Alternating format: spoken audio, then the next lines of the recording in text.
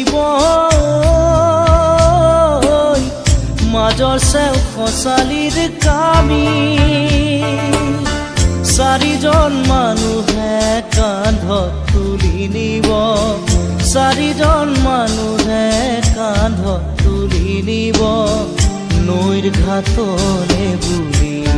মোৰ মনাই নৈৰ ঘাটলে বুলি দেহৰ ভৰসা নাই বুজিছানে নাই দেহৰ ভৰসা নাই বুজিছানে নাই আজি হাঁহি আছো ক'বতো নোৱাৰো